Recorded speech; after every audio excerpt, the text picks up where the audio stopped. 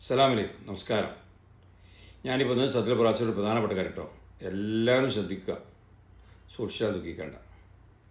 കാരണം ഒരാളെന്നെ വിളിച്ചു പറഞ്ഞു, പിന്നെ 2 പേര് ജിദ്ദയിൽ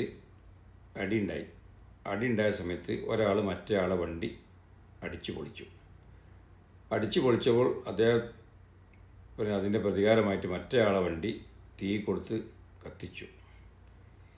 അങ്ങനെ വലിയ കേസായി. അങ്ങനെ പോലീസ് വന്ന് അവരെ കൊണ്ടുപോയി സ്റ്റേഷനിൽ കൊണ്ടുപോയി ഫിംഗർ വെച്ച് അവരെ പുറത്തേക്ക് വിട്ട് ഒരാളെന്ത് തീ കൊടുത്ത് കത്തിച്ച ആളെന്ത് ചെയ്ത് ഉടനെ റീയണ്ടടിച്ച് നാട്ടിൽ പോയി 2 മാസം കഴിഞ്ഞാൽ തിരിച്ചു വന്നതിന് 2ാമത്തെ ദിവസം അദ്ദേഹത്തിന് മെസ്സേജ് വന്നു, അദ്ദേഹത്തിന് 1 വർഷം തടവും നാട് കടത്തലും.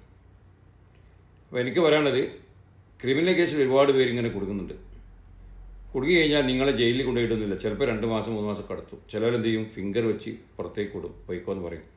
എന്താ കാര്യം ചോദിച്ചാൽ ഒന്നും അവർ പറയില്ല. പക്ഷേ അതിലൂടെ ഒളിഞ്ഞിരിക്കും നിങ്ങളുടെ പേരിൽ കേസ്. പിന്നെ നിങ്ങൾക്ക് 2-3 മാസം കഴിയുമ്പോൾ നിങ്ങളുടെ പേരിൽ മെസ്സേജ് വരും, നിങ്ങൾക്ക് തടവുണ്ടാവും, ചാട്ടയടി ഉണ്ടാവും, നാട് കടത്തലുണ്ടാവും. പിന്നെ ആജീവാനന്ത വിലക്കാണ്. അപ്പോൾ ശ്രദ്ധിക്കുക, ഏത് ക്രിമിനൽ കേസ് കുടുങ്ങുകയാണെങ്കിലും ശ്രദ്ധിച്ചോളി.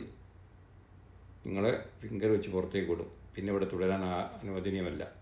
അങ്ങനെ ഏതെങ്കിലും കേസിൽ പിടിക്കപ്പെട്ടാൽ ഉടനെ തന്നെ നിങ്ങൾ റിയണ്ടെടുത്ത് നാട്ടിൽ പോവുക, പിന്നെ വരണ്ട.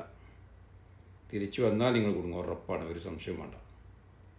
അപ്പോൾ നല്ലോണം ശ്രദ്ധിക്കുക, ക്രിമിനൽ കേസിൽ മറ്റും കുടുങ്ങാതെ കുടുംബം പോറ്റാതെ എന്നുള്ള ഉദ്ദേശത്തോടെ ഇവിടെ ഒന്ന് ജോലി ചെയ്യാം, മറക്കണ്ട.